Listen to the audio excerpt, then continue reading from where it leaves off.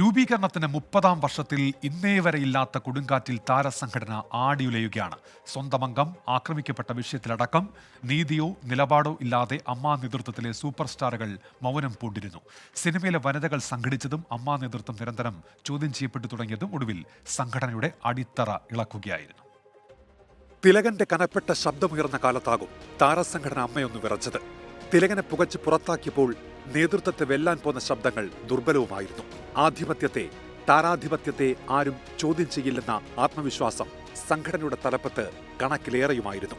2017 കൊച്ചി നഗരത്തിൽ നടി ആക്രമിക്കപ്പെടും വരെ ചോദ്യം ചെയ്യപ്പെടാത്ത ആധിപത്യം. സഹപ്രവർത്തക അതിക്രൂരമായി പീഡനം നേരിട്ടപ്പോൾ ഇതേ സംഘടനയിലെ മറ്റൊരു താരം പ്രതിസ്ഥാനത്ത് വന്നപ്പോൾ സംഘടന നിലപാടില്ലാതെ നിന്നു. അത് ചോദ്യം ചെയ്തപ്പോൾ ഇരുവരും അമ്മയുടെ മക്കളാണെന്ന് പറഞ്ഞ് ആക്രോശിക്കുകയായിരുന്നു മുകേഷും ഗണേഷ് കുമാറും. എല്ലാം കണ്ട് മമ്മൂട്ടിയും മോഹൻലാലും കണ്ടില്ലെന്ന് നടിച്ചു.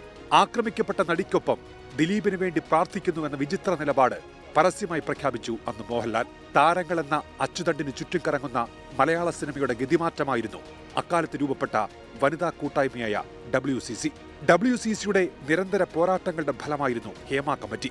4 വർഷത്തിനു ശേഷം കമ്മിറ്റി പുറത്തുവിട്ട റിപ്പോർട്ടിൽ ആടിയുലഞ്ഞത് അമ്മയുടെ നേതൃത്വമായിരുന്നു. സംഘടനയ്ക്കുള്ളിൽ നിന്ന് ഇങ്ങനെ വിമർശനവും സമ്മർദ്ദവുമേറിയ മറ്റൊരു കാലം ഉണ്ടായിട്ടുമില്ല. എങ്ങനെ ബാധിക്കണമോ അങ്ങനെ തന്നെ ബാധിക്കണം. ഇത് ആരോപണങ്ങൾ ഉണ്ടെങ്കിൽ പഴുതടച്ചുള്ള അന്വേഷണങ്ങൾ ഉണ്ടാകണം. അന്വേഷണത്തൊടുവിൽ കുറ്റകൃത്യങ്ങൾ തെളിയിക്കപ്പെട്ടാൽ മാതൃകാപരമായ ശിക്ഷാ നടപടികൾ ഉണ്ടാകണം.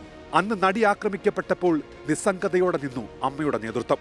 ഇപ്പോൾ നിസ്സഹായരുമാണ്. പുതിയ നേതൃത്വം അമ്മയെ നവീകരിക്കുകയും ശക്തിപ്പെടുത്തുകയും ചെയ്യട്ടെ എന്ന രാജി അറിയിച്ചുള്ള കുറിപ്പ് ചോദ്യം ചെയ്തവരോടുള്ള മറുപടിയാണോ? ഒരു കാര്യമുണ്ട്, 3 പതിറ്റാണ്ട് കാലത്തെ അമ്മയുടെ ചരിത്രത്തിൽ ഒരു സൂപ്പർ സ്റ്റാറിന്റെ നേതൃത്വത്തിലുള്ള ഭരണസമിതി പടിയിറങ്ങിപ്പോകുന്നത് ഇതാദ്യം.